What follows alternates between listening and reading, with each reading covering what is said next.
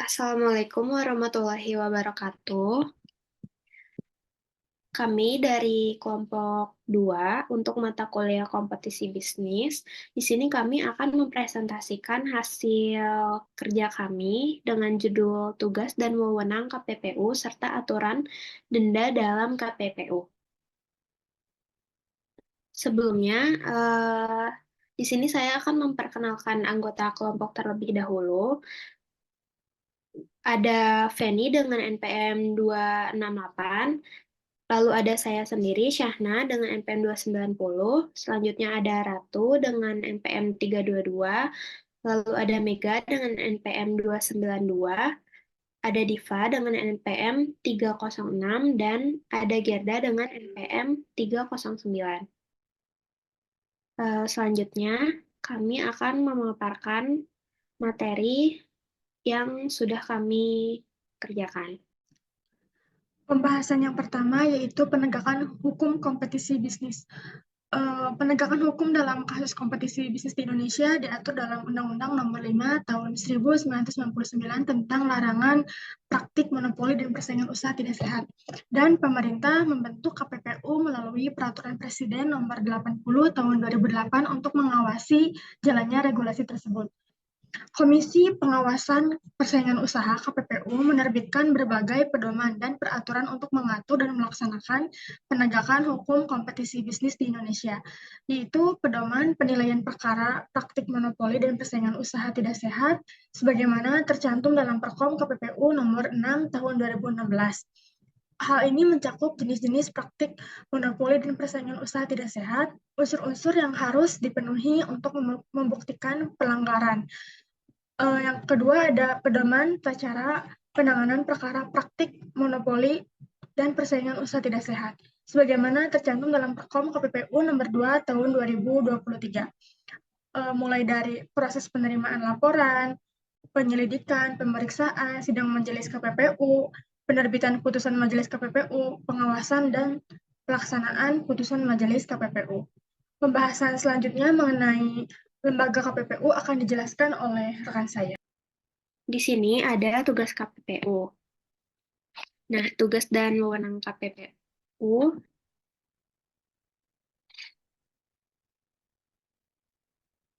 KPPU merupakan Komisi Pengawas Persaingan Usaha berdasarkan Undang-Undang Nomor 5 Tahun 1999. Nah, dalam pasal 4 sampai dengan pasal 16 di sini berisi tentang melakukan penilaian terhadap perjanjian yang dapat mengakibatkan terjadinya praktek monopoli dan atau persaingan usaha tidak sehat.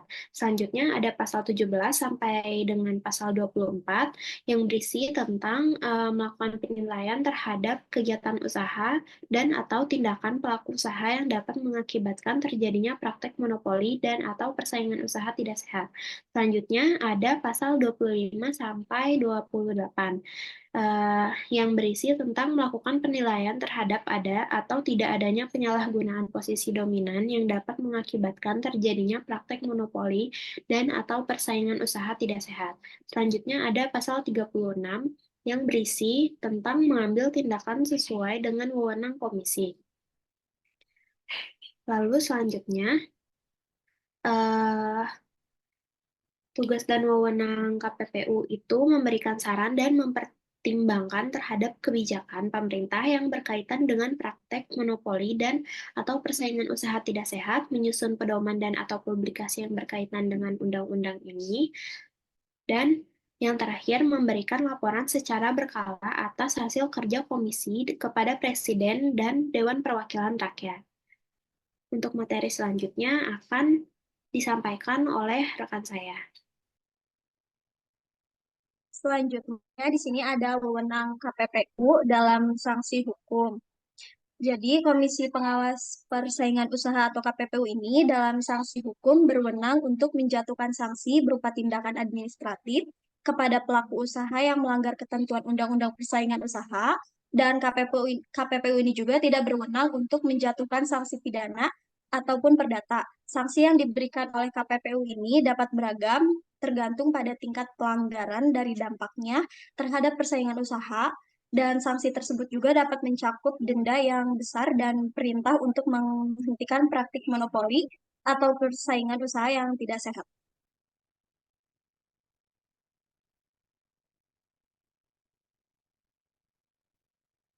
Selanjutnya ada aturan denda persaingan usaha. Nah, mengenai denda persaingan usaha ini diatur di dalam Undang-Undang Nomor 5 Tahun 1999 tentang larangan praktek monopoli dan persaingan usaha tidak sehat.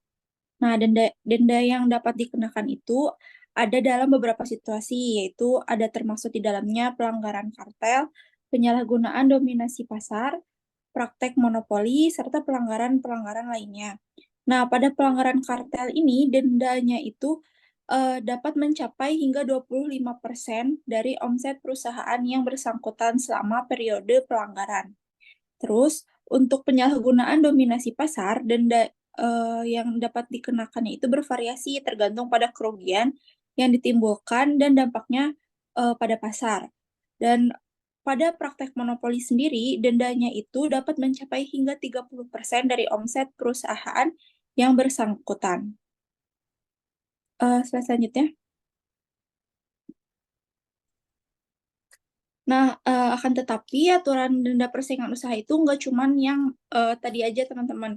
Ada juga peraturan khusus yang memang mengatur mengenai sanksi denda pelanggaran praktik monopoli dan persaingan usaha tidak sehat.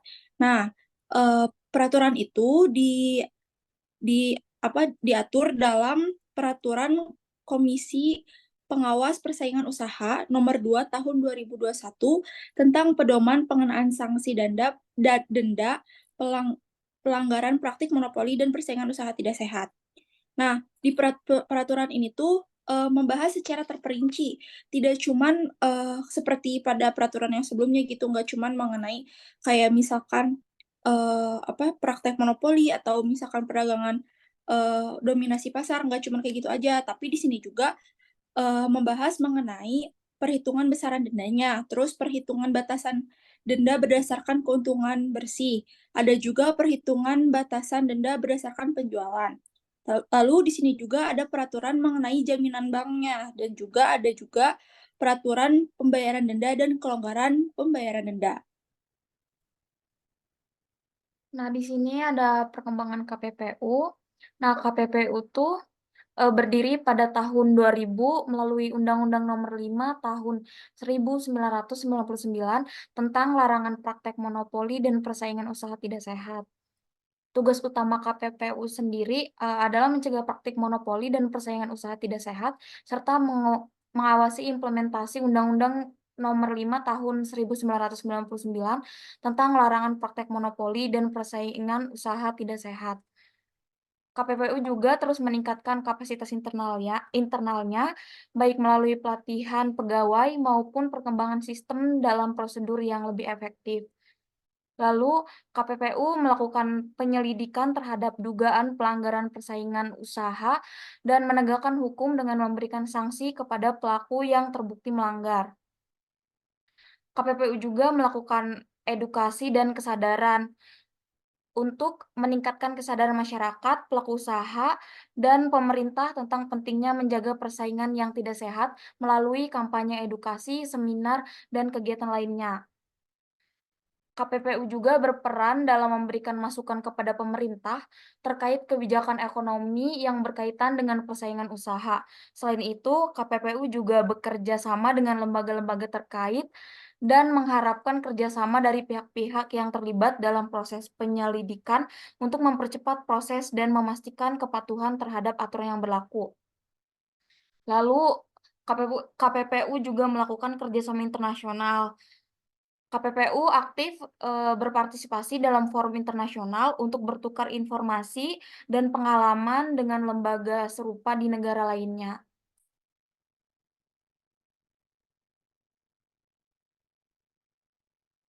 Lalu di sini ada contoh kasusnya, yaitu putusan atas perkara minyak goreng di Indonesia. KPPU baru-baru ini mengeluarkan putusan atas perkara nomor 15 garis miring KPPU 1/2022 tentang dugaan pelanggaran pasal terkait penetapan harga minyak goreng.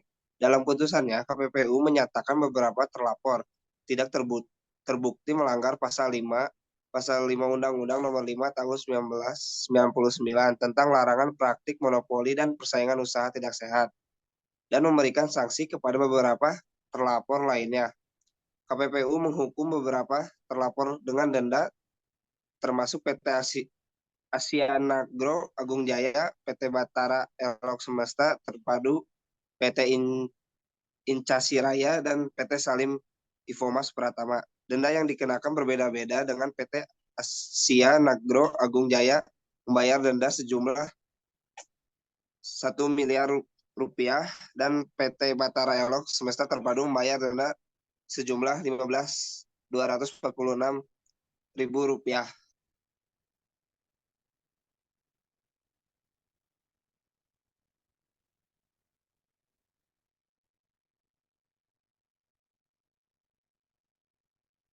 Sekian presentasi dari kelompok kami. Mohon maaf apabila ada kesalahan. Assalamualaikum warahmatullahi wabarakatuh.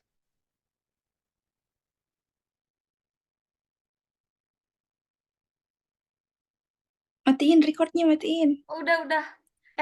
Maksudnya udah presentasinya.